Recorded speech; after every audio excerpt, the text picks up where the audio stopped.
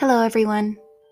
Today's episode is about a few of the more romantically inclined fairies: the Leannan, the Gancanagh, and the story of Tam Lin.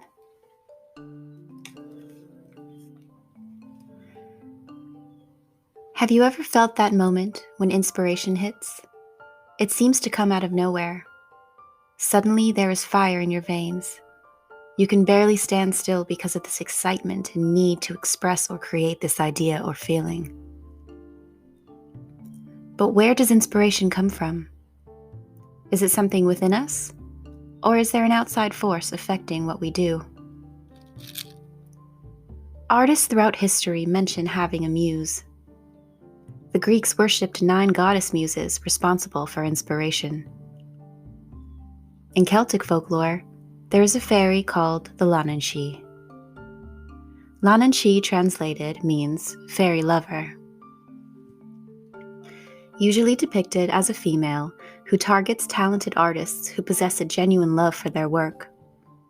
She is able to change her form to meet the desires of her intended.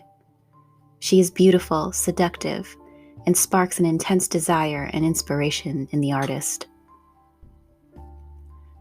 So intense is this desire that all the artist can do is make love to his fairy companion and work tirelessly at his craft, whether he be a painter, sculptor, musician, or poet.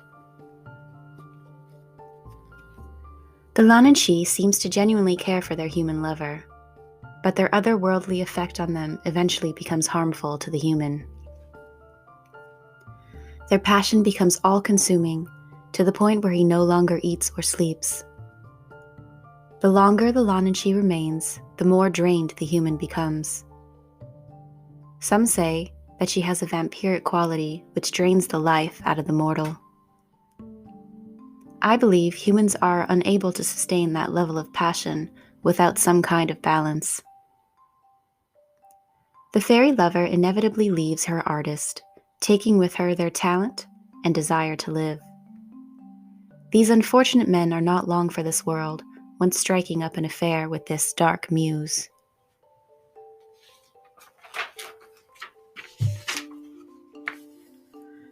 The poet William Butler Yeats believed in the Leannan and mentioned her often in his work. He wrote, "The Leannan seeks the love of mortals. If they refuse, she must be their slave. If they consent, they are hers, and can only escape by finding another to take their place. The fairy lives on their life, and they waste away. Death is no escape from her. She is the Gaelic muse, for she gives inspiration to those she persecutes. The Gaelic poets die young, for she is restless and will not let them remain long on earth." From the sounds of it, the Leannan takes their lover's spirit with them to the fairy realm once they die. Yeats had quite a few failed romances in his life, some of whom were his inspiration. It is understandable that he would feel a connection to this tale. Another famous poet, John Keats, wrote about the Leannan in a poem called La Belle Dame sans Merci, which means the beautiful lady without mercy. The poem tells of a young knight who meets a beautiful wild fairy woman in the meadows. She sings him songs and he falls deeply in love with her. She takes him to her fairy home, kisses him, and lulls him to sleep. He then dreams of a cold, dark hill where he is surrounded by the frightening apparitions of dead warriors and princes who fell victim to the Leannan. They surround him, trying to warn him lest he suffer the same fate they did. He awakens on that same dark, cold hill of his dreams, abandoned by his love, laying there heartbroken and dying.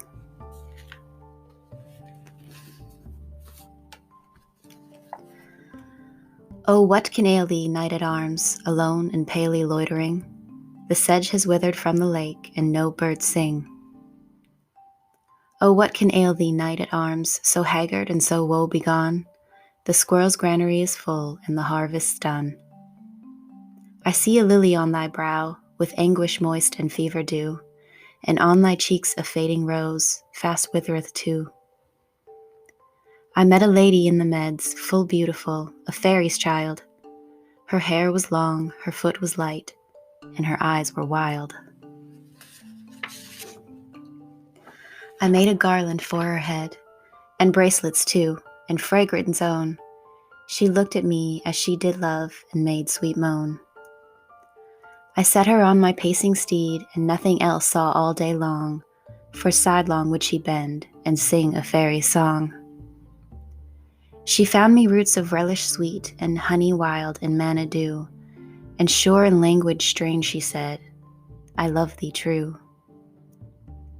She took me to her elfin grot, and there she wept and sighed full sore, and there I shut her wild, wild eyes with kisses 4. And there she lulled me asleep, and there I dreamed, ah, woe betide, the latest dream I ever dreamt on the cold hillside. I saw pale kings and princes too, pale warriors, death pale were they all. They cried, La belle dame sans merci thee hath in thrall. I saw their starved lips in the gloam, with horrid warning gaped wide, and I awoke and found me here on the cold hillside. And this is why I sojourn here alone and palely loitering, though the sedge is withered from the lake and no birds sing.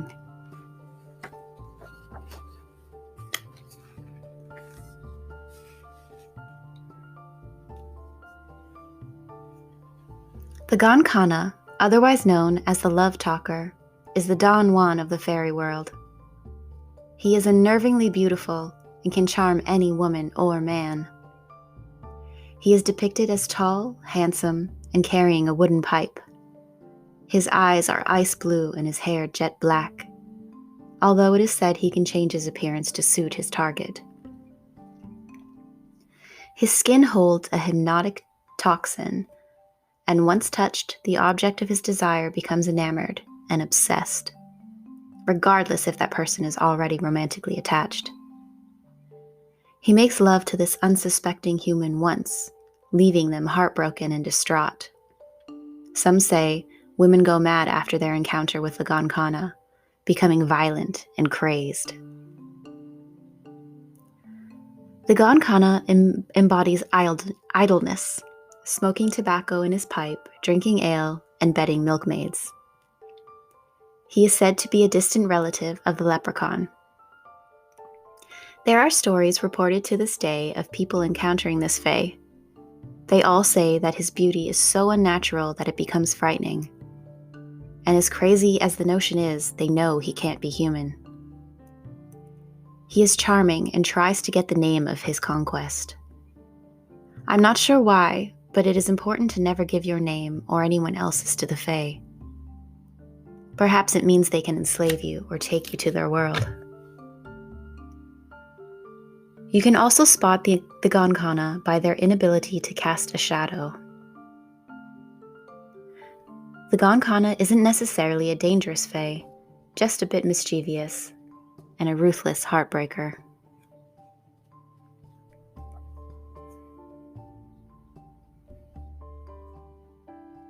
Not all fairy romances end in heartbreak.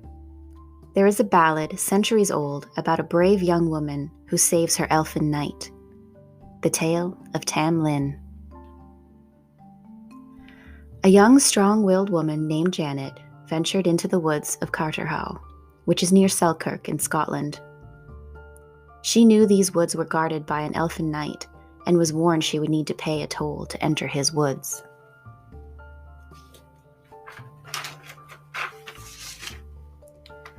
Janet entered anyway.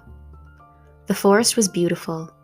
The sun shone through the trees, and the forest floor was covered in bluebells and roses. She saw the elfin knight's horse nearby, but there was no sign of him, so she continued without fear and picked a rose. Just then, Tamlin breaks through the trees and asks her why she is there without his permission, and how she could take a rose that did not belong to her. Bold and brave by nature, she responds, "Carterhaugh is my own. My daddy gave it me. I'll come and go by Carterhaugh and ask nae leave at thee." Tamlin takes her at her word and admires her bravery. He allows her to keep the rose and visit him in the forest. They fall in love, and Janet becomes pregnant. One day, she goes to the woods to find him at the well. Tamlin confesses to her that he was once a mortal man. His grandfather was the Earl of Roxburgh. One day, on a hunt, he fell off his horse. The Queen of the Fairies caught him and brought him to Fairyland, which he admits is a beautiful place. Now he guards the forest by day and spends his nights in Fairy. However, every 7 years there is a tithe to pay to Hell, and this time he feared it would be himself. Janet feared for her love and the father of her unborn child, and asked if there was anything that she could do. He tells her that there is one chance for him to return to his mortal life. On Samhain, at midnight, he will ride through these woods with the Wild Hunt. When she sees him on his white horse, she must pull him down and hold on tight. The Fae will turn him into a bear to frighten her, but she must not let go. They will change him into a lion, then a red hot iron, but she must hold on tight and not be afraid, for he will not harm her. Lastly, they will turn him into coal or a glowing wand, at which point Janet must throw him into the well. Then he will be transformed back into her knight. She must then cover his naked form with her green cloak to hide him. Janet agrees to do this. She ventures back into the dark woods on Samhain night to wait for the Wild Hunt.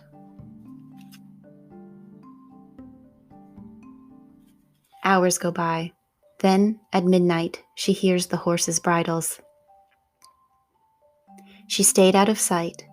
First, she watches the black horse and the rider go by, then the brown. Then she ran to the milk-white steed and pulled the rider down. Everything transpired the way Tamlin warned her, but she was not afraid and held on tight. When he returned to his knightly form, she covered him with her cloak. The Queen of the Fairies had ridden with the hunt and screamed, "Tamlin is away! The fairest knight in all my company is lost to the world of the Fae. Farewell, Tamlin. Had I known that an earthly woman would win you with her love, I would have taken out your heart of flesh and put in a heart of stone. And had I known that fair Janet was coming to Carterhaugh, I would have taken out your 2 grey eyes and put in 2 of wood." As the queen spoke, dawn began to rise, and the fairy raiders spurred their horses and took off with an unearthly cry. Tamlin and Janet returned to her castle, where they received her father's blessing. They lived a long and happy life together, never forgetting how they met. Every Samhain, Tamlin would take Janet for a walk through the woods and pluck her a red rose and thank her for saving him.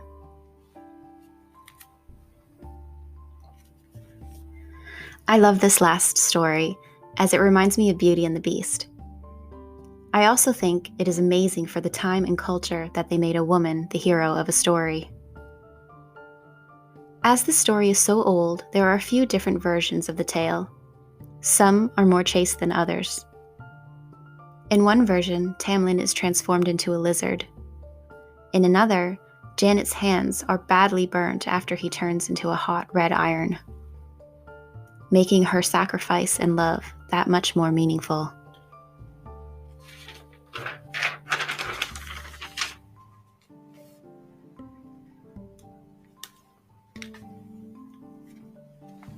I believe there are lessons in these tales.